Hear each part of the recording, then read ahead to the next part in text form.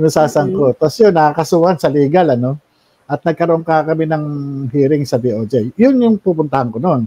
So, nung nag-approach ako doon sa palengke, nagkakagulo yung tao, naninigarilyo pa ako that time. Kababa yung bintana, naka-uniforme ako. Then nakita ko, nagkakagulo. May lumapit sa akin, Sir, may nag-aamok. Sabi ganun. So, baba ako. Hininto ko yung sasakyan, baba ako. Nakita ko talaga yung tao, nakahubad siya. Tapos sa magkabilang kamay, may dalang, na matulis na bagay. Okay. Binunot ko yung baril ko, paputok ako ng warning shot. Sabi ko, police, pitawan mo yan. Sabi ko gano'n, police. Sabi ko gano'n. Alam mo, sa halip na tumigil siya, gumanon siya. Tapos sinugod niya ako. Okay. Alam mo, that time, hindi ko alam kung tatakbo ko. Sa totoo lang. Ilang taon ka na, sir, dito sa police nung time na yun na may nag-aamok? Naging pulis ako 29 ba 30, gano'n ano. Tapos 1993 yun, nangyari 98, ilang taon na ako noon. Yeah, so kasi nabanggit niyo po na parang di mo alam kung tatakbo ka. So kasi minsan kasi yung instinct ba, no? Yes, sir. Hindi naman ako ganun katapang, ano, dahil iba ayokong magmayabang, ano, tao lang. Nakita ko, sabi ko, talagang, sunugod talaga ako. Alam mo, nung umatras ako, natukod yung binti ko doon sa karito ng saging. Yung karito na walang laman. Alam mo, pag ganun niya, yung pag-unday niya sa akin, talagang aabutin na ako. Pagkalabit ko ng sa pulsa sa dibdib. Sa pulsa sa dibdib. One shot lang, sir. One shot. One shot lang. Sabi niya, gumanon siya. Tapos gumanon na yung dugo doon sa dibdib niya. Tapos baksak siya.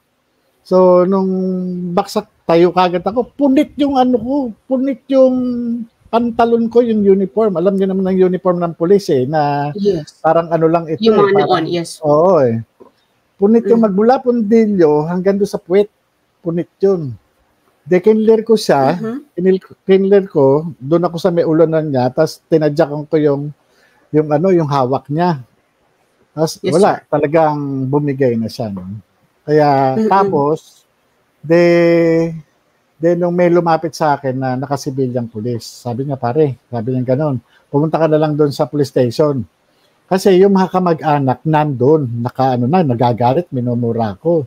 Kamag-anak ng nabaril niyo po, na nag-amo. Hahatawin ako nung di ba yung pingga, yung kawayan ba na pangbuhat ng gano'n, no? Pangbuhat ng kargamento ba? Ginawa ko, pumunta ako doon sa police station at ang chief of police doon, si Colonel Raul Medina, na taga Quezon City ito pero naging chief of police ng Pasig. Sinabi ko, sir, nakapatay po ako nung nag-aamok sa palengke. Ganun ba? Sabi niyan, sige, ikunin niyo muna yung baril nito. Sabing ganun. Tapos, inano nila ako. Tapos, ang nangyari pala, yung palang tao na yun, drug addict. Drug addict.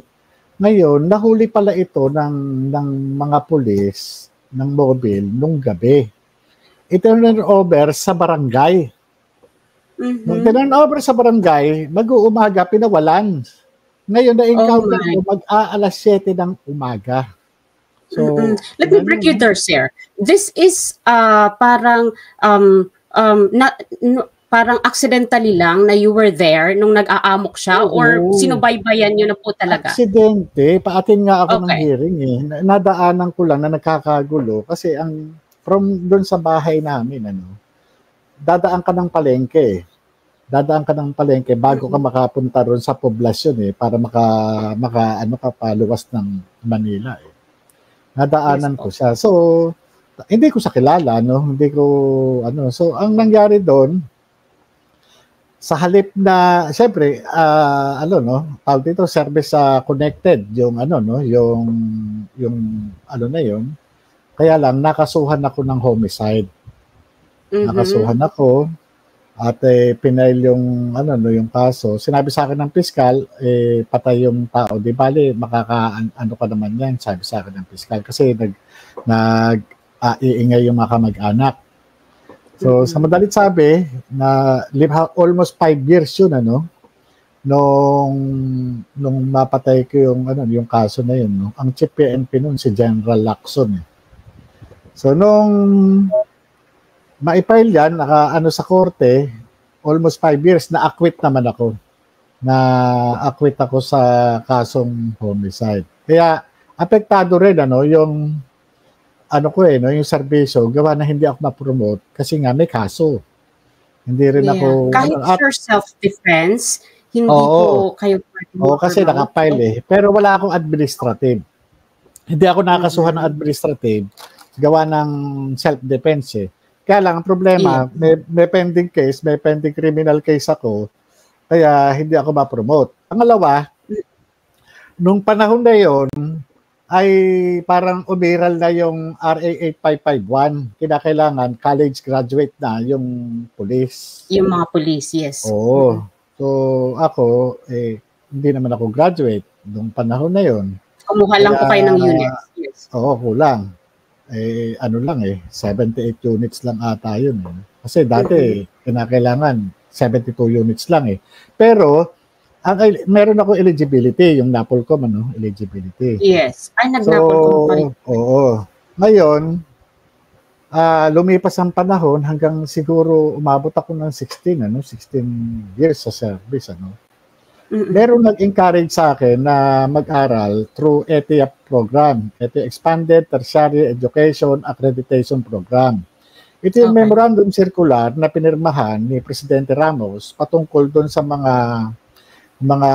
sa mga Pilipino na nasa meron ka ng 5 taon doon sa field mo, Halimbawa, barangay health worker ka, pwede kang mag-avail ng ETIAP, tapusin yung nursing o yung anumang kurso na related doon sa pagiging barangay health worker mo, pwede kang yun. Makukuha mo lang yun ng 1 taon. So, nag-aral ako ng criminology doon sa sa University of La Salle. Meron silang parang off-campus program, Pumupunta sila doon sa Philippine Medical Association dito sa tabi ng SM North Avenue. So ito sa EDSA. So mga kaklase ko diyan, mga pulis din na hindi graduate, So yun. After 1 year, parang nung 2006 yun, So 2007 nakagraduate ako. And noong 2008 kumuha ako ng board, nakapasa agad ako na as a criminologist. So nung makapasa ako, ayun, bali na-recruit ako sa PDEA.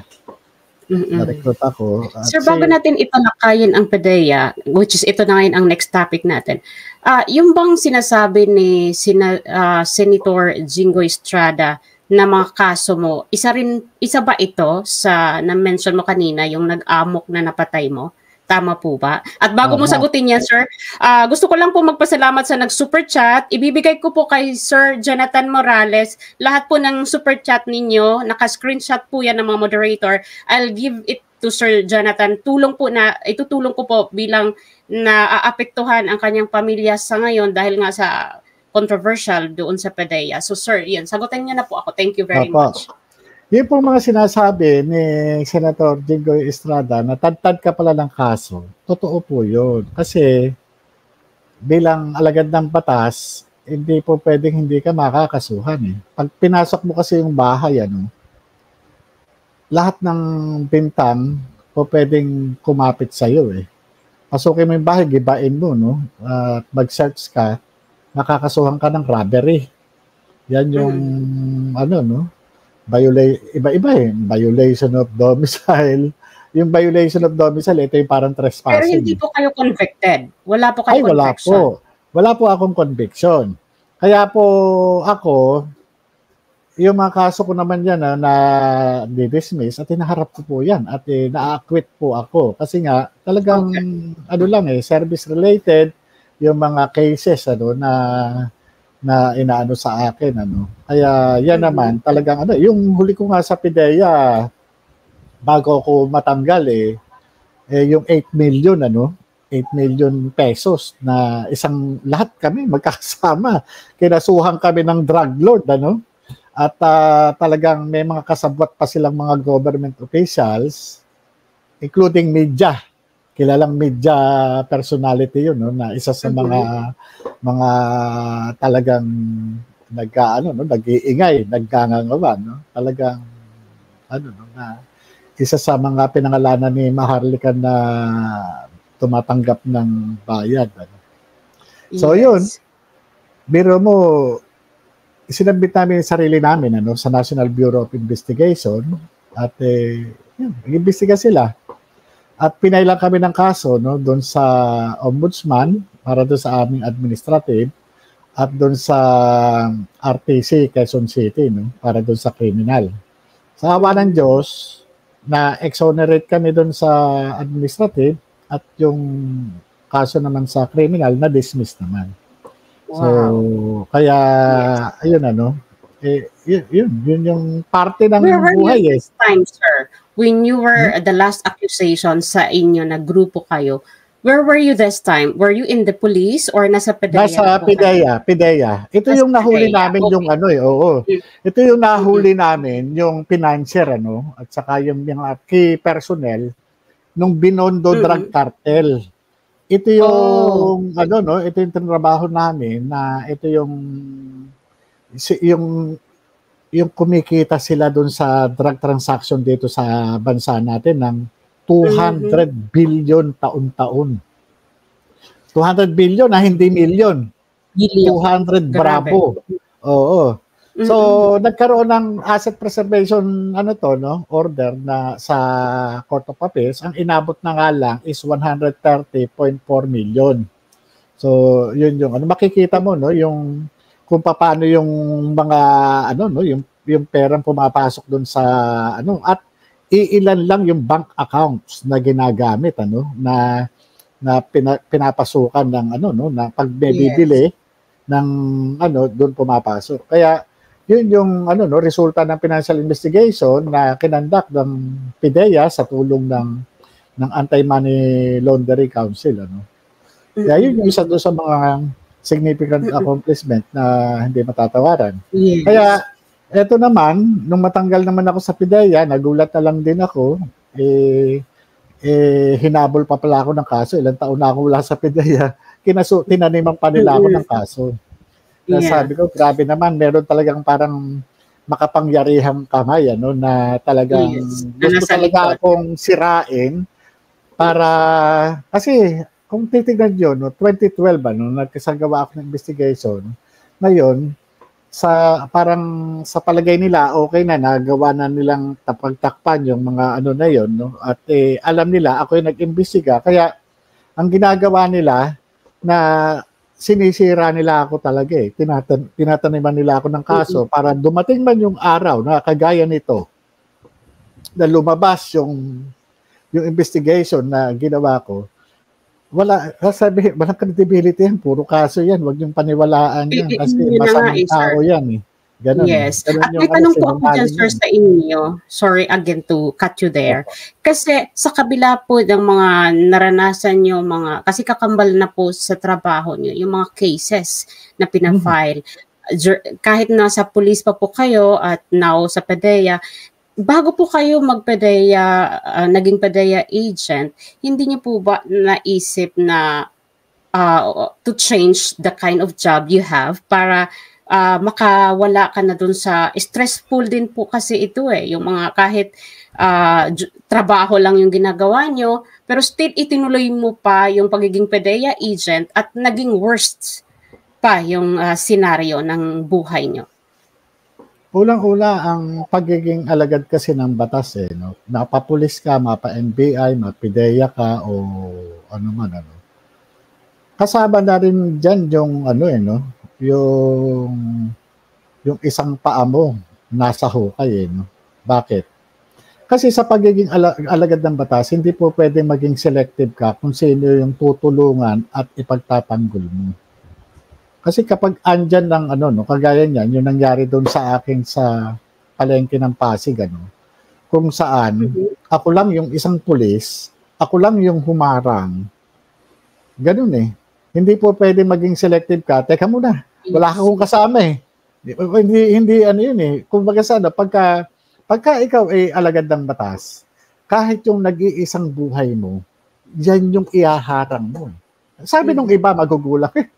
Ikaw, kami hindi. Sabi na magugulang. Pero kung titignan natin, kung iintindihin natin at isa sa puso natin yung pagiging alagad ng batas, kasama yan eh. Kaya ka nandyan para ipagtanggol mo yung ano eh, no? Yung nangangailangan ng tulong eh. 'Di ba? Yung talagang yung nasa delikado, yung maliliit, ganun eh. Yung pagtanggol mo mula doon sa nang-o-oppress eh, 'di ba? Ganun. Kaya nga sa akin yung pagiging PIDEA, pareho lang eh. Kasi pag nasa serbisyo ka, no, pag nasa law enforcement ka, hindi lang buhay mo. Ang panghimagas mo diyan kaso eh. Yun na nga. Kung di ka mamatay, ma-hospital ka. Ganun eh. O kaya makulong ka. Yan, makulong. Kasama eh. Bakit? Walang iniwan yan sa away, ano, nag-aaway. Pag inawat, gumit na ka dyan, at meron kang nahawakan, magagalit sa iyo yung hinawakan mo. Kasi masasapak siya nung isang hindi mo hawak eh. Diba? O kaya kung may pamaksak yun, masasaksak yung hawak mo. Diba? Kaya ganun eh, yun yung isa ron sa ano eh, no? Yung komplikasyon eh, ng pagiging alagad ng batas mo. Kahit sa kapitbahay, may nag-aaway, umawat ka. Ayaw magpaawat, nakapagsalita ka ng, di ba? Minsan, emosyon di ba? Para lang magulat, matauhan. O kaya, mahahawakan mo, masasampal mo, o mababalibag mo. Di ba? Sasabihin, maltreatment. Di ba? Ganun eh. Hindi ka po pwedeng umawat, lalo sa isang, nag-aaway, nang wala kang mahahawakan at wala kang masasaktan. Yan eh. Kaya, yan yung isa sa resulta na umawat ka lang, nagkakaso ka pa. O umawat ka lang, nabaril ka pa. O umawat ka lang, nasaksak ka o napalo ka. Diba? Yan yung ang hirap ng mga nasa risk yung na isang alagad ng batas. Very risk. Diba? Sir, who influenced you? Kasi next to this, we will talk about your journey sa Japan. Kasi I think, para sa akin, ang naging dahilan po kung bakit kayo nag-Japan is because you were fired sa PIDEA. So, let's talk about first dito sa PIDEA bago natin buksan ang naging journey nyo po as OFW. So, gaano po kayo katagal sa PIDEA at who influenced you to be a PIDEA agent? More or less, nasa siguro 5 years, More or less. Okay. Napunta ako sa PIDEA dahil kay General Junicio Santiago. Dahil that time... Si Picoy po ba? Hindi. Yung isang matanda, nakatabi ni Picoy nung hearing na unang lumabas si Picoy. Yung matanda na nagagalit sa amin. Yung kausap niyo po sa CCTV? Hindi. Yung isa, yung naka-blue, na yung unang lumabas si Picoy sa Senate. Yung katabi niya sa kanan, parang gano'n. Yes, parang yung nandun sa, bandang kanan niya ata yun. So, yun yung nag-recruit. Kasi naglalakad ako sa Green Hills, yan yung daily routine eh. At yung aking namang may bahay, sana naman nagsusumba. Diyan, kasama yung mga doon. So sabi niya, Jonathan, gusto mo bang mag-PIDEA? Sabi ko, sir, kaya kung qualified ba ako, sabi ko gano'n. Di ba board passer ka? Yes, sir. This is during Aquino's presidency. Gloria, GMA. Okay. Oh, GMA. That was 2009. Yun yung So sabi niya, may barong ka ba? Yes, sir. O mag-report ka rin kay Wilkins. Kala ko nga kung sino Wilkins yun. Yun pala yung superintendent ng PIDEA Academy. So meron doon gentleman's training at yung mga nandun, may mga lawyers, yung may mga mga officer sa PIDEA. So yun, in-introduce ako doon na during nung opening na dati akong taga sa PNP, nasa narcotics group, gano'n. At yun. At yun, nag-training kami. Awa ng Diyos, naging top 3 sa training na yun. Wow. Naging top 3 ako doon. Oo. Pero nung unang una kasi talagang bokya ako. Biro mo, sabi pa naman ng mga kaklase ko, kala ko ba magaling yan? Bakit 0? Kasi yung training na, ang alam ko kasi yung batas sa yung Dangerous Drugs Act, Yes, sir. ang alam ko yung 1972, yung Republic Act 6425. Pinag-aaralan na pala, ginagamit na ngayon is yung Comprehensive Dangerous Drugs Act of 2002 na Republic Act 9165. So magkaiba. Magkaiba. Kaya lahat doon sagot ko noon, yung unang periodic test namin, talagang pinaskill pa talaga. Kulelat ako. 0. Tapos the second week, third week, gano'n, parang gano'n yung, hindi na nila pinaskill. Yung pala, lumalaban na ako kasi alam ko na mali pala yung libro na hawak ko. Okay. Kaya yun. So eto na, madalit sabi, nung graduation, tinawag, nung nagkakaroon na ng seating arrangement, nagulat ako kasi niready ko na yung sarili ko doon sa huli. Sa kulelat Tinawag ako, pangatlo. Nung tinawag ako, dito ka, sayang ganun. Isa ka sa top notcher. Ay, ganun. So sir, nagtutugma na po ngayon kung gaano po kayo kagaling kahit nagkulelat kayo sa first, at least bumawi po kayo at pinakita nyo na meron kayong potential at nagtutugma po dun sa naririnig namin sa hearing na pinatunayan ni Lasso na magaling ka pong investigador. So, eto na po, nagdudugtong. Hindi naman po, sakto lang. Credible po talaga kayo. So, kaya nga po, uulitin ko sa mga latecomers, napakaganda na pinaunlakan tayo ni Sir Jonathan kasi sa mga interview niya, kabi-kabilaan yung interview niya sa SMNI, sa mga sikat na political bloggers, never na highlight ang buhay ni Sir Jonathan back then.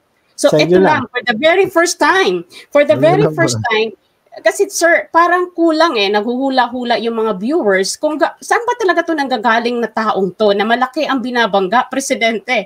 So, hindi namin naririnig yung side nung ikaw, nung kabataan mo until you reach your police journey up to Eurypedea. Now, nakikita ko na sir ang senaryo kung bakit po kayo isang magaling na PDEA agent. So, let's talk about that.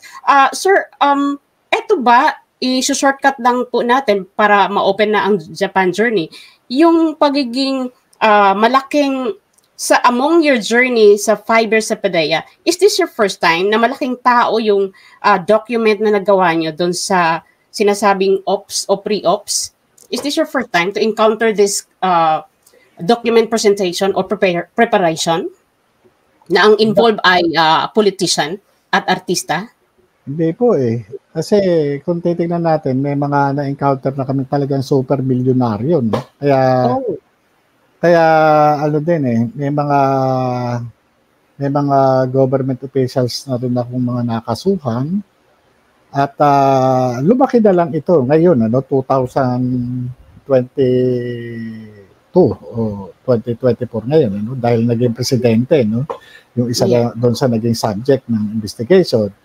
Sa amin naman kasi, trabaho lang Hindi, kasi kung iti-treat mo siya na isang malaking tao, baka hindi mo na mapindot yung tiklado ng makinilya mo, Kaya sa amin kasi, pagka may dumating na kaso, kahit pulis ako, iti-treat mo lang siya na ordinaryong kaso para magawa mo yung trabaho mo. Kahit yung sa Davao, nung nag-imbestiga ako ng Davao cocaine case,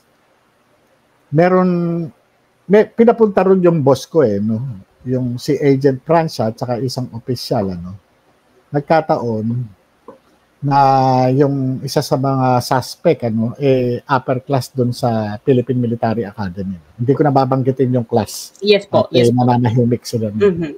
So, ganun Kaya nagkaroon ng parang yung parang natitilt yung investigation hanggang sa umuwi sila na luhaan.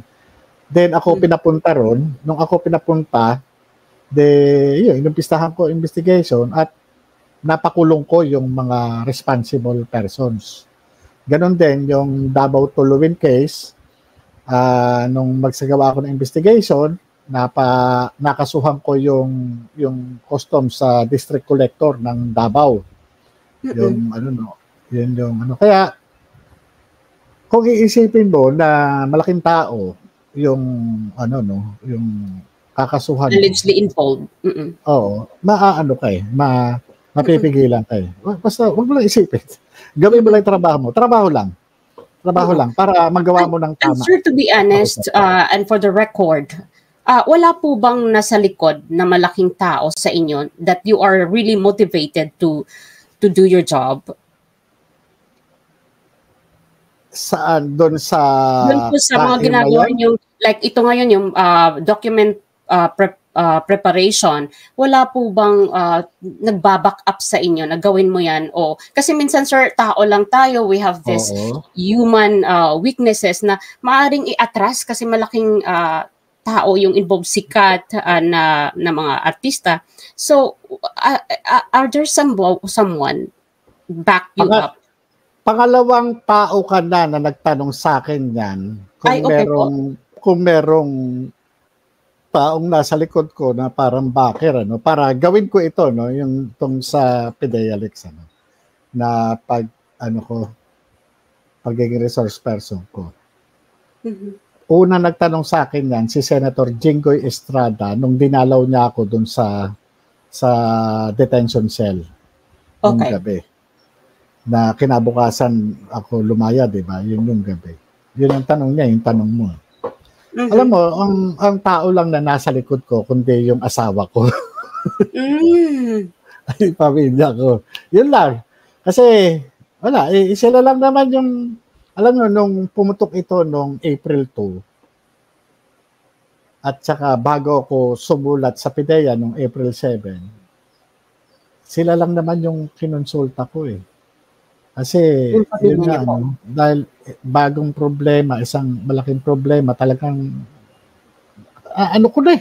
naramdaman ko na nakita ko yung, presidente.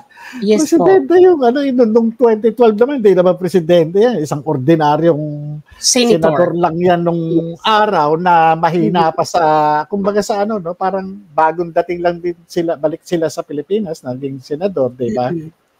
At hindi naman ganun kaano siya noon sa taong bayan kasi ang iba ang naging political landscape ng Pilipinas that time eh, di ba? Ang panahon na Pinoy nga yan eh, nung time na yan mabango si Pinoy eh.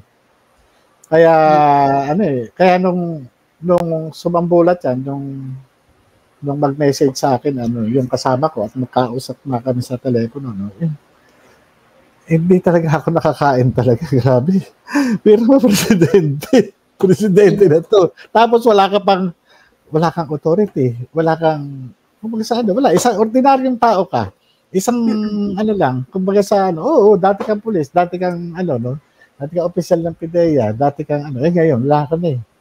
Diba? At sir, sorry to interrupt, saan nang gagaling yung courage mo na ilabas ito sa kabila nung nakausap niyo po yung inyong mayor sa PDEA na itago na lang natin yan, parang i-deny na lang natin yan. Saan nang gagaling yung lakas ng loob niyo po na sa kabila ng advice ng mga nakasama mo sa PDEA ay isiniwalat niyo pa rin po na kayo ang nag-prepare ng document? Una, tinuturuan ko kasi yung mga anak ko na lumakad dun sa sa katotohanan. Kasi mga babae ito eh.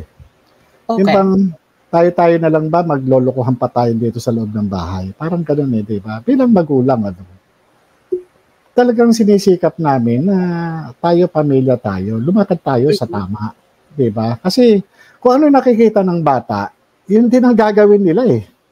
Exactly. Kung magpakita ka ng ng kabalbalan sa mga anak mo, huwag ka nang umasa na magiging matuwid yung mga yan. Ganun eh. Kaya, kumbaga sa mabuhay tayo na na sa katotohanan. Sa katotohanan. At may Diyos kasi eh. Di ba? Yes, Hindi naman, kaya ako, nagsasabi ako sa kanila. Kasi nga, importante sa akin, yung damdamin nila eh. Ayoko silang masaktan. Okay. Kasi pag masaktan sila, nasasaktan din ako. Mas, Ganon din si Commander. Kaya, biro mo, 4 lang kami dito sa bahay, tapos maglulukuhan pa kami. Di, parang wala eh. Di ba? Ganon lang. Ganon lang kasimple. Sir, 4, sorry, may joke. Kasama na ba dito yung mga tumatahol niyong anak?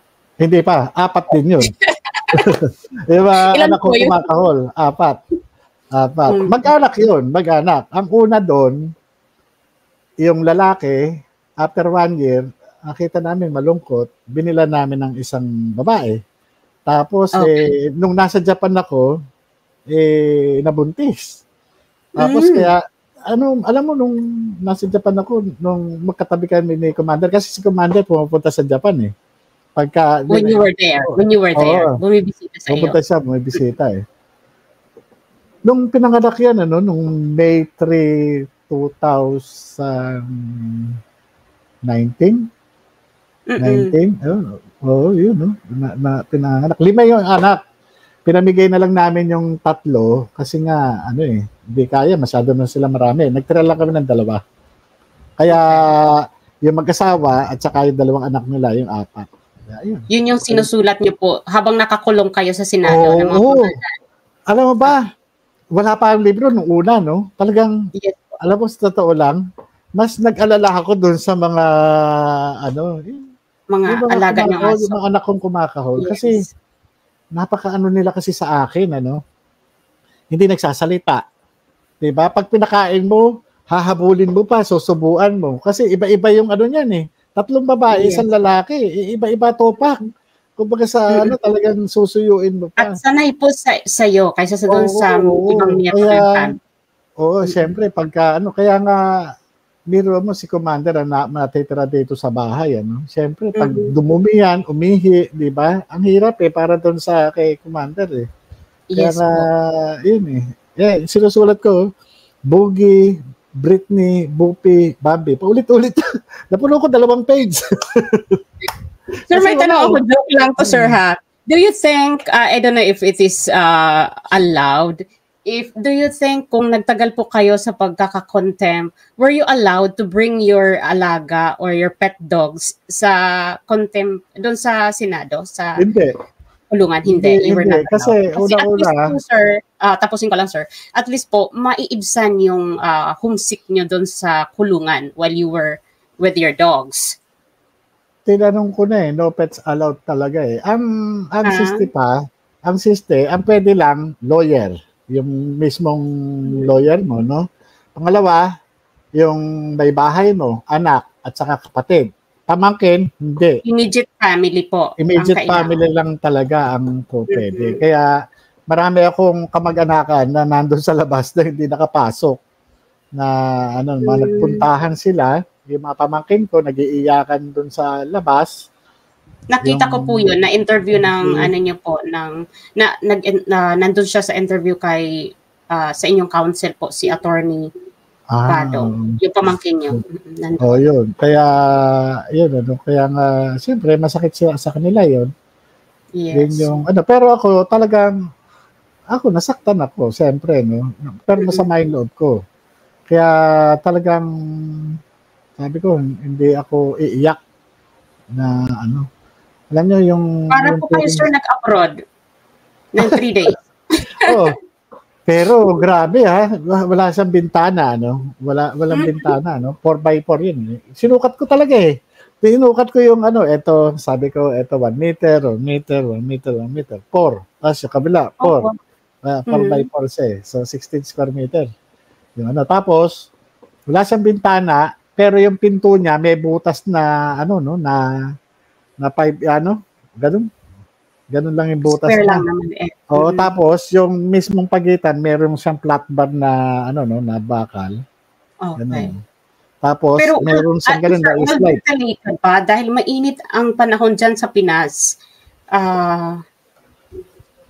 I mean, were you provided by electric fan man lang or aircon? Meron naman ang aircon naman during office hours, malaking bagay 'yun kasi sa init ng panahon talagang malamig naman siya.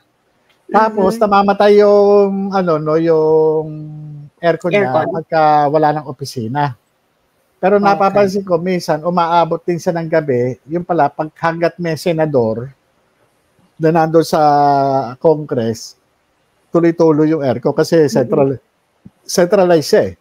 Centralized. Bilang alagad ng batas, sir, first time niyo po ba ito na kulong kahit sa Senado lang bilang alagad ng batas in your journey?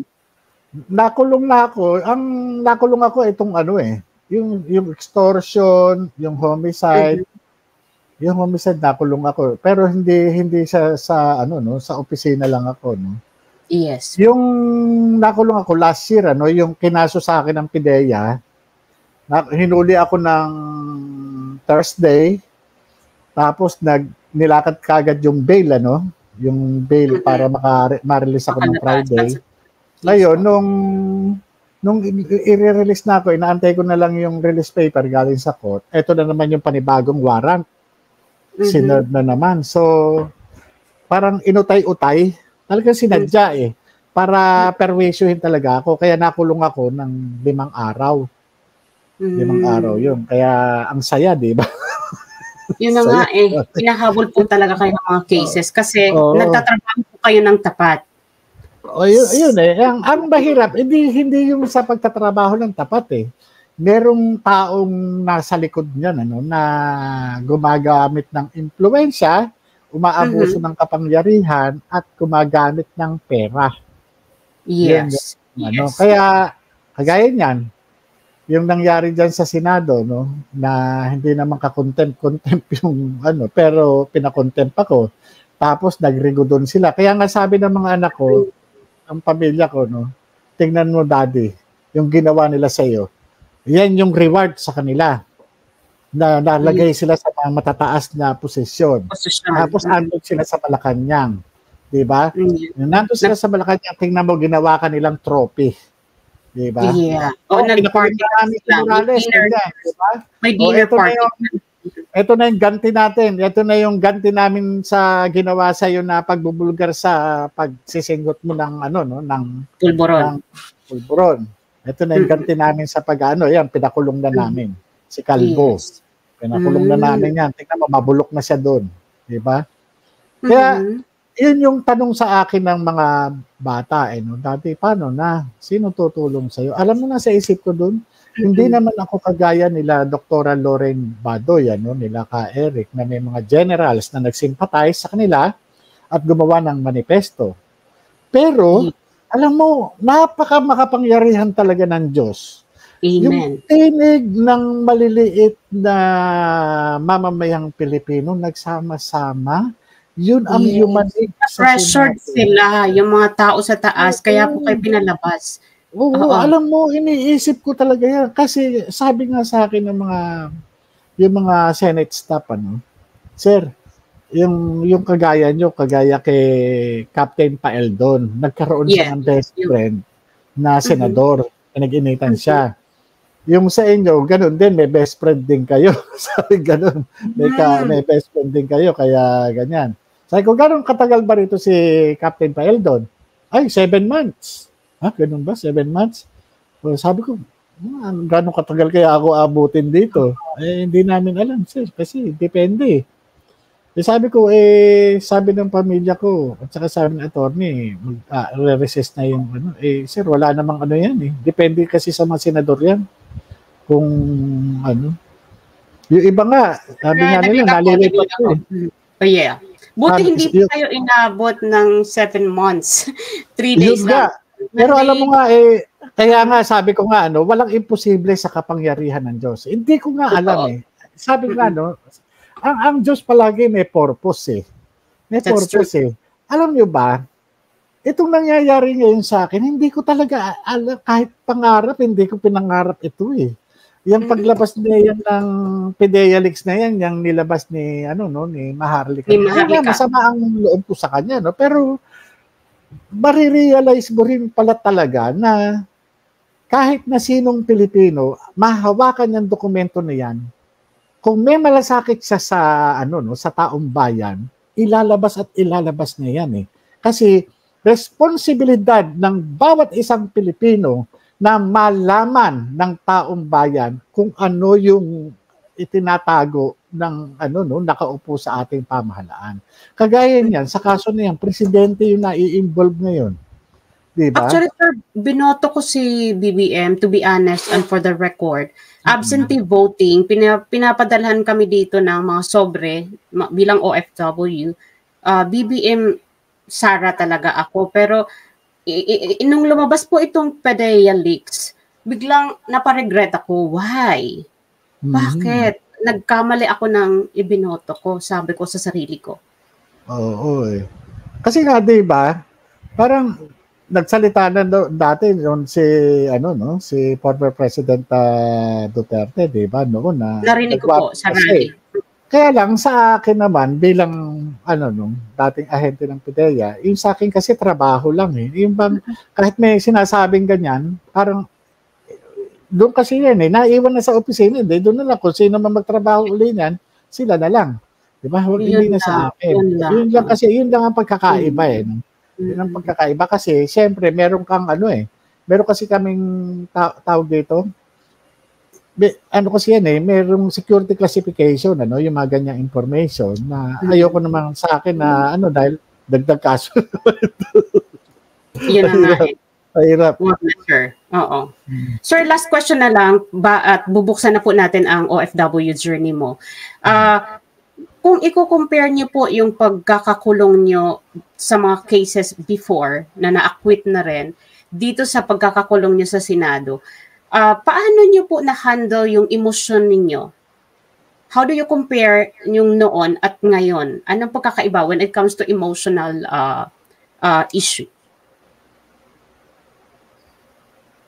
Iba eh. Ito kasi, yung galit ba na parang, ano ba kayo? Yung bang, nagbulag-bulagan kayo dun sa totoong issue na ako yung nagtrabaho lang. Diba? Yeah. Yung bang, nagtrabaho lang ako eh. Hindi naman, wala naman akong pinasok na bahay na nagkabasag-basag yung diba? Yung bang, nagtrabaho lang ako noon, Tapos ito yung information.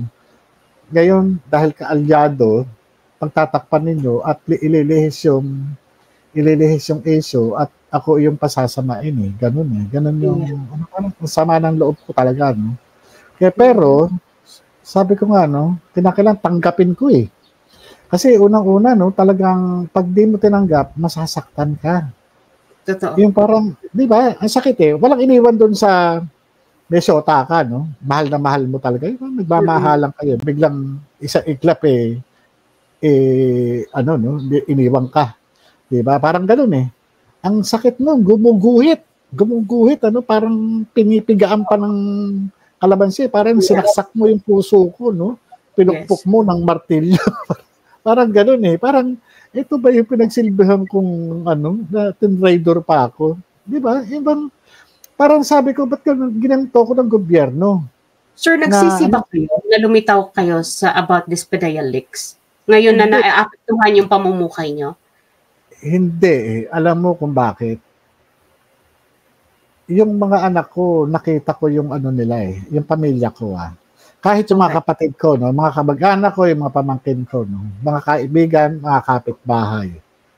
Nakita ko yung nila na kung nga kayo na hindi ko kilala, na kahit minsan sa buhay ko, hindi ko kayo nakausap o ano man. Pero andyan kayo eh. Yes, kayo yung kasagutan sa aking mga panalangin, na sabi ko, Diyos ko, pagkalooban mo ko ng mga tao na makakatulong sa akin. Kasi hindi naman ako, wala akong kilalang mga general. Walang mga natatayo sa walang magmamanifesto sa akin. Pero tingnan mo, ordinaryong mga tao. 'Di ba?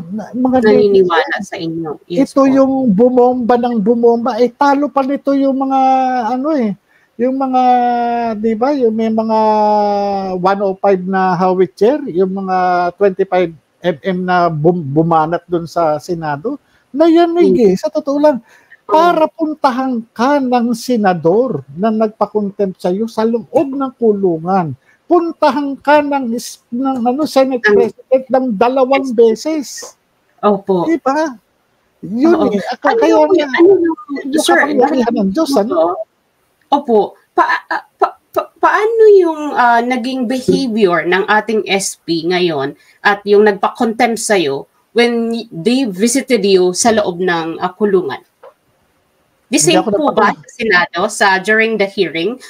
Sabi niya, kamusta ka na? Hindi ako nagpakulong sa iyo, si Jinggoy. Sino nagsabi? Si Cheese Escudero. Opo. Hindi ako nagpakulong sa iyo. Kamusta ka na? Ito sir, mabuti. Hindi ako nagpakulong sa iyo, si Jinggoy. Trabaho lang ha. Sige. Kinakailangan kung pawawalan ka, kailangan pawalan din si Picoy. Sige, tatawagan ko yung dalawa. Sir, gaano kalayo yung selda nyo kay Picoy doon sa Senado? Ay, hindi ko alam. Wala akong idea. Okay. Pero nakita niyo po ba si Picoy nung lumabas kayo ng Senate? Wala. Hindi ko nakita. Talagang wala. Pinaghiwalay talaga kami. No? At yung pag-relay sa amin, magkaibang talagang wala. Siyempre, siguro, iniiwasan din ng na magkaroon kami ng ng altercation. Sa akin naman, wala naman din. Actually, sir, kung hindi po yata kayo pinakawalan sa pagkakakontempt bago sila mag-recess, baka po dinumog sila ng mga, kasi nabasa ko po sa mga live chat kay Maharlika na sinusugod ng mga tao, yung mga pages ng ating mga senador, yung Facebook page nila, yung mga social media account nila, talagang binobomba nila ng todo na palabasin nyo si Sir JM bago pa kayo mag-recess ng 2 months. So, yun po talaga power ng mga mamamayan, ordinaryong mamamayan, na nagtulong-tulong para makalabas kayo. Nakatulong po yun, yung impact ng mga taong sumuporta sa inyo. Alam na yung boses nga ninyo, no, ng mga netizens. Kung i-convert natin ito, no, doon sa mga bala, no, yung mga missile na tumarget doon sa kung lang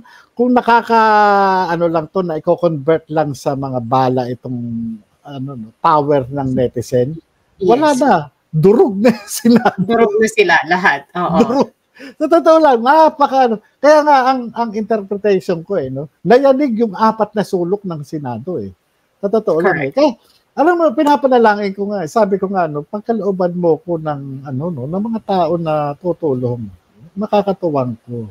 Kasi kaya nga, alam mo, no second day, yung unang pumunta pamilya ko, paano na? Dati, sinong tutulong? Biro, kami lang nag-usap Kami lang talaga Sinong asahan namin? Diba? Si attorney, nag-file kagad siya ng motion for consideration. Pinile kagad. Talagang mukhang wala pang tulog si attorney nung dumating. Talagang nasikaso niya. Siyempre, mahirap din gumawa ng ganyan para nasikaso kagad attorney Vincent Badong yung motion for consideration para at least nandyan. Pero ang talaga netizen taong bayan Nayanig sila.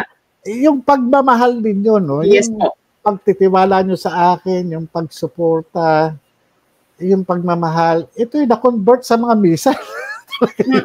Talaga Pero mo, kung 25 mm yung gaganto kalaki yun kumbaga ganto katawa. Tapos yung mga howitzer siguro ganun yung tumama na talaga grabe talaga ito talagang napaka president itong kaya sabi nga ang netizen hindi mo pwede silang baliwalain That's true. Matatalino ngayon ang net. Yan yung ngayon yung kumbaga sa dati kinakailangan magpa-dyaryo ka, magpa-TV o bumili ka ng di ba? Ngayon kahit gumasto sila ng gumasto sa mga mainstream media, epek Kasi ngayon, ang bawat tao ngayon, mayaman mahirap na cellphone Di ba? That's true. The power of social media. Yes. agad nakakapag-interact kaya anytime talagang pwede nilang punahin talaga kung ano yung nakikita nila sa no? Sir, naniniwala po ako sa inyo dyan kasi kahit yung mga bata below 10 years old, aware sila sa nangyayari po sa inyo. Aware po ang mga bata because napapanood po sa social media at kaya po sinaluduhan ka talaga hindi lang ng mga netizen sa Pilipinas kundi buong mundo, yung OFW like us, like me, and the people behind me. Talagang hinahangaan ko po. Kahapon nga po dun sa Pamplona, you were the topic sa mga kababayan naming nakasama doon. We are a lot sa Pamplona. Nag-attend kami ng graduation ng mga pari. Ikaw po yung talk of the group kasi yung katapangan na ipinamalas niyo po dahil dito sa pag-prepare niyo ng document. So, nasa sa mga OFW po yung, nasa likod niyo po kami sa laban na ito. Lahat po kami. Alam mo, talagang napatunayan ko talaga na sabi ko nga yung mga OFW na sabi ko grabe talagang 'di ba? Hindi kumbaga sa kaya nga ako sabi ko nga hindi sigurado na makakalabas ako kahit na mag-recess yung yung Congress, yung Senado. Kasi nga may mga may mga previous na nakadetain doon na kahit na andun pa rin Nandun pa rin.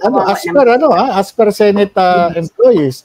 At ang isa sa maganda ron, yung mga nandun mga Senate employees, panay follower ni Maharlika. Okay. Kasi sir, nung unang araw niyo po sa Senado, sa pagkakakontempt, si Maharlika umiiyak sa kanyang channel. Puntahan niyo si Sir Jonathan, baka po lasunin yan, baka pakainin ng marami siyang inaaway, sir. Kaya sumugod yung mga tao dun sa labas ng Senado. Kumain po ba kayo? Sa kabila ng panawagan ni Maharlika na huwag kumain, baka may lason yung isa-serve sa inyo na water or ventilation or food. Did you eat from? Opo. Kumain ako. Kasi ang ko lang naman po, basta pinag-pray ko na yan Pinag-pray ko na yan. Yung pagkain, pinag-pray ko. Basbasan. Yung pagkain na kakain ko, maging kapusugan at kalakasan sa akin. Siyempre, pag pinag-pray ko siya, andun na yung pagtitiwala ko Bahala na ang Diyos. Ganun lang. Ganun yung, at in fairness naman sa usaan, doon sa leadership ni General Robert Ancan, at saka doon sa kanyang mga empleyado, yung sa mga security staffs, yung mga doon, mga nag-escort, yung mga nag-jail guard sa akin, professional naman sila. Sa kanila, trabaho lang talaga. Nakita ko naman talaga, Hindi naman sila yung politiko, o ano man. Trabaho lang. Kung ano yung usual na yun lang naman ginagawa nila. Kahit high profile yung naka-contempt, equal. Samantalahin ko rin yung pagkakataon, yung mga nag-vigil sa labas, di ba? Yung mga nag-candle lighting. Mga talagang hindi biro, yan yung sila. At saka si the third floor, sir, the third floor. Yan, ito pa. Alam mo ba yung third floor channel, Yung third floor studio, si Yusek Pam at saka si Yusek Marlon. Sinundan nila ako hanggang sa, doon sa detention facility na hindi ko alam. Alam mo ang purpose nila? Gusto nilang makasiguro na maidokumento nila yung paglalagay sa akin doon. Ang purpose nila, dinalay nyo yan dyan ng buhay. Kinakailangan paglabas niyan buhay pa rin yan. Sir, for the record, sorry, were they allowed up to your detention cell to have to record a video? Hindi. Take light yung ginawa nila. Pwede nga silang anuhin doon, Pero yung ginawa nung dalawa, talagang sumingit sila doon sa cordon ng security at talagang dinokumento nila, talagang ang nila bahala na, harangin niyo kami kung harangin, pagbawalan niyo kami, basta kami namin yan. Kasi yun yung purpose nila eh. Yes. Gusto namin maipakita sa taong bayan na dinala nyo si Agent Morales dyan, dinala nyo dyan sa detention cell na yan ng buhay. Kaya kinakailangan, paglabas dyan, buhay pa rin yan. Ganun yung purpose nila. Nakakakilabot talaga. Alam mo yung yung yung video na na inano nila, napanood ko na lang yung sa bahay nung ihatid nila ako, yung sinundo nila ako na sila yung sumundo kasama ni At wala na po kayong escort from the Senate. Wala. Kaya nga yung sakripisyo ng tatlo ni Attorney Vincent Badong, ni Yusek Pamela, si Yusek Pam at saka si Yusek Marlon. Talagang buwis buhay. Kasi kung pwedeng rakrakan ako doon sa nung pauwi, pero yung tatlo na yun talagang napaka-giting, Talagang hindi nila inalintana na yung kanilang personal na seguridad. Kasi nga, siyempre, lalo sa akin, talaga ilang beses ko na napatunayan na talagang meron gabi. Napakahirap ng security dito. I mean, yung safety ninyo because you were released like 8 o'clock, I think, Philippine time. So, mahirap po yun na, sino po ang nag-convoy aside from the third floor studio? Si Attorney Vincent Badong, siya yung nakasunod sa likod. Pero nakikita mo panay civilian yun, unarmed, 'di ba? Unarmed, yes. Unarmed. Talagang wala ang dala lang nila, ballpen at papel, yan yung camera nila. Ganun lang na pero eto naman awa naman ng Diyos yun naman kasi sa totoo lang kung ako papatay nila o man, sa kanila naman yan Kanila naman. Yun yung pero ang Diyos naman, basta oras ko na Diba? That's true. Oo. Sir, patuloy na po natin ang iyong journey sa Pilipinas. Maraming salamat po at mag-proceed na po tayo dito sa main course ng ating channel which is your journey sa Japan. Sir, kwentuhan nyo naman po kami kung paano po kayo naging OFW. Is this your choice or dahil ba gusto mong iwasan yung PDEA na na-fired po kayo or ano po yung dahilan? Bakit po kayo naging isang magiting na overseas Filipino worker sa Japan? Nag-umpisa yan, siyempre, ang natin,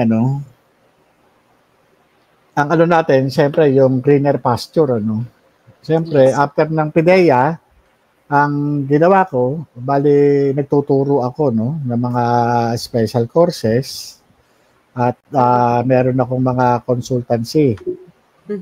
Ngayon, merong offer na sa abroad, At nakita ko naman, sayang naman yung opportunity, i-try ko kaya, ganun, So sabi ko, kaya ko yan. Ganyan. Sabi ni Commander, kaya mo ba mawala sa amin ng mga anak mo? Oo, madali lang naman yan. Ganyan. Siyempre, parang sundalo ka parang dali lang yan. Ganyan, di ba? So eto na.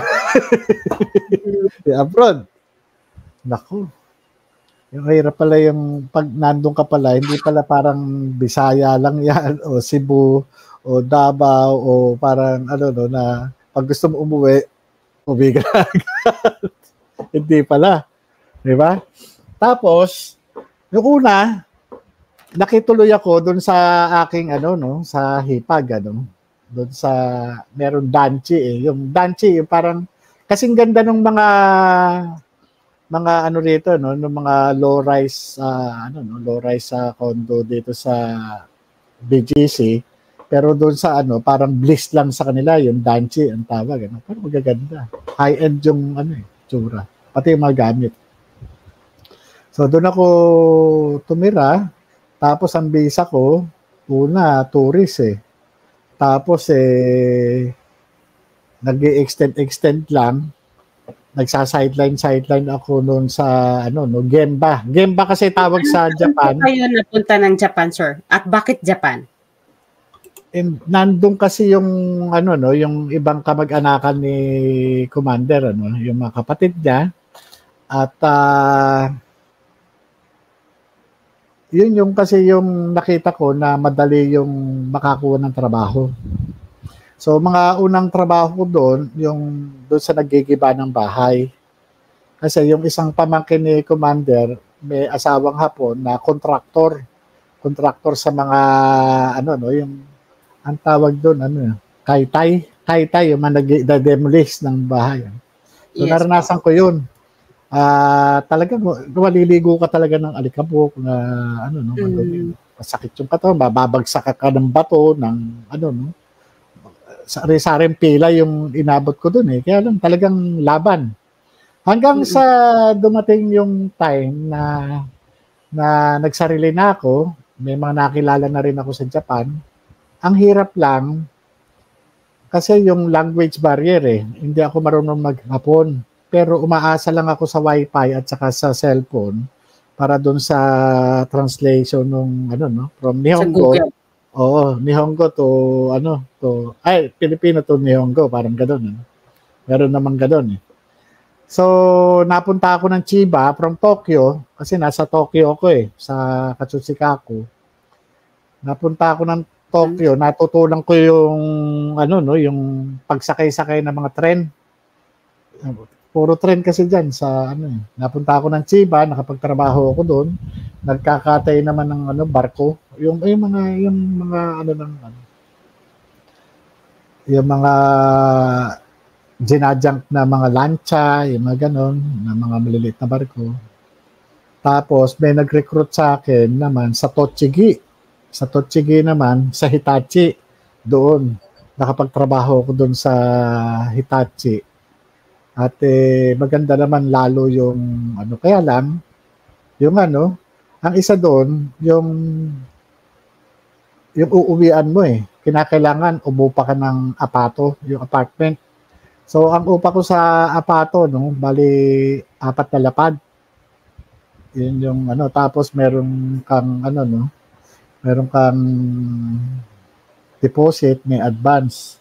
So, may mga tumulong din sa akin na ano, yung mga kamag-anakan naman nung asawa ng kapatid ko, yung mga ano, no, mga hipag niya, yung mga tumulong sa akin, iba, nagpahiram ng pang-down ng apartment pero binayaran naman din ni Commander na ano. So hirap sa abroad ano. Doon ko naranasan na kahit may sakit ka, nagyayelo. Yung nagyayelo yung ano no, kakadulas-dulas pa ako kasi yung sapatos ko hindi pa ano eh no, hindi pa angkop doon sa panahon na yun kasi di ba sa Japan merong season na yellow, may taglamig, tag-ulan, di ba, yung tag-araw. Iba-iba yung ano mo. Yung winter season na dapat pang winter ang iyong isusuot na sapatos. Oo. Yun yung ang hirap. Pero mo, nagsusugat-sugat yung kamay ko, yung ilong ko. Ang lamig. Grabe. Talagang doon, ano mo, iba-iba ang pinasukan ko na trabaho doon. Merong nag-ano ng tuna. Ayan, sa tuna na ano, nasama ako diyan. Kaya lang hindi ko kaya yung nakasakay ka sa ano, suka ako ng suka. Doon nakasakay doon sa fishing ano. Suka ako ng suka. Doon sa nakasakay ka doon sa ano. Talagang ano, hanggang sa nag-ano ko doon sa Hitachi nga. Sa Hitachi yung gawaan ng rep. Doon ako. At yan ka ba sa company na yan nagtagal? Bilang OFW? Bali, ano rin ako eh, mga 2 taon din ako sa Japan na ano eh. Kaya lang, siyempre, ang ano na lang, yung ano ko noon, nagkasakit ako doon sa Japan. Kaya, yun, talagang napauwi ako. Ito ba, so, sir, yung sinabi nyo kahapon sa WhatsApp sa akin na nung nabanggit ko agad na, sir, isa sa mga topic na pag-uusapan natin ay OFW. Ito ba yung sinasabi mo kahapon na you are emotional na dahil dun sa pagkakasakit mo, na you are away from home? Oo. Bali, yung pagkakasakit ko na yun, yung na-detect sa Hitachi, yung na-expose ako sa asbestos. Na-expose ako sa asbestos, kaya nung mareregular na ako sana doon sa Hitachi kasi nagkaroon sila ng ano no, ng medical na ano no. Tapos yung sabi sa akin nung ano nung hapon na doktor kung may kamag-anak ako doon na ano kasi meron daw akong sakit na ano. So, yun yung ano. Tapos pinabalik lang ako ng August ako umuwi eh. Pinabalik ako ng December, may natanggap kami, parang separation pay, ano. Binigay naman. Yung, pero during this time, sir, kasi nabanggit mo kanina sa opening, nakapunta si misis mo. Oo. Ito pa, immediately she has to go because you were admitted sa hospital? Hindi. Kasi ganito, no? Doon sa Japan, bali, wala, ang ano kasi mura lang naman ang pamasahe. Mura lang naman eh. Ang ginagawa ni Commander, halimbawa nagpa-reserve siya, no? Yung sinasamantala niya yung ano eh, no? Yung promo na ticket. Yes, kasi may multiple visa naman din siya eh. Okay. Sinasamantala niya, kaya kahit na monthly, nakakapunta siya eh. Nakakapunta siya eh. Parang ginawa niyang Quiapo na yung ano. O kaya 2 months, gano'n ano. Gano'n ang ginagawa ni ano, ni Madam noon. Kaya kahit papaano doon sa apartment. So hindi niyo po naranasan, sorry sir, yung homesickness gaano kasi nandun si Mrs. nakakapunta with a multiple visa. Hindi niyo po gaano na ininda yung homesickness na tinatawag ng bawat OFW? Naranasan ko din. Kasi unang-una alam naman natin eh. Yung isang araw diyan parang ano eh, parang ang tagal-tagal. 'Di ba? Yung talagang lahat kasi nung nakasanayan mong ano no, nakasanayan mong gawin, wala eh, iba doon sa abroad talaga. Hindi dito sa bahay makakapaglambing ka eh, 'di ba?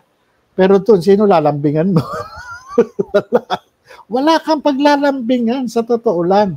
Laba mo, papasok ka, 'di ba? Gigising ka, magluluto ka, magkaano ka ng baon. Wala namang karinderya doon eh. Magluluto ka talaga. Tapos papasok ka, magbibisikleta ka. Kasi nung ano bisikleta tapos tren, 'di ba? Ganoon eh. So, yun, umulat umarok, ganoon, merong snow. Ganoon ang experience ko ron, ano. Talaga iba yung may asawa ka, iba yung may pamilya ka. May mga anak talagang, ka, yes. Oo, tapos may sakit ka, yung ano mo, nabaksakan yung paa mo, namamaga, pasok ka pa rin, napilayan ka, pasok ka pa rin, ganoon eh. Bawal magkasakit ang OFW. Tapos, pagkakausap mo pa sila, yung bang, halimbawa, tatawagan mo, yung anak mo parang hindi, parang lagi nagmamadali, o ganyan, di ba? Parang ganun, experience mo talaga eh, di ba? Minsan yes, eh. Po. Yes, talagang, minsan, naglalag yung, ano no, yung internet, di ba? Minsan ganun eh. Tatawag ka, o tatawag siya, hindi ka mahal, kasi bawal din naman doon sa trabaho yung kaya yung ketay ba? Yung ketay, yung cellphone. So, ganun yung mga, ano no, yung mga in-adjust niyo. Oo, kaya, siyempre, hindi naman din ako sanay talaga sa ganyan eh. Yes. Akala ko noon, kung ba, sundalo ka, na pagdating mo ron, ay iba. That's supposed to be my question, sir. Kung gaano mo pinaghandaan itong kakaibang journey. Kasi kung naging matapang ka sa pagharap sa trabaho mo sa Pilipinas bilang alagad ng batas, dito, ibang kalaban ang kalaban mo. Ay, grabe. Paano mo hinarap?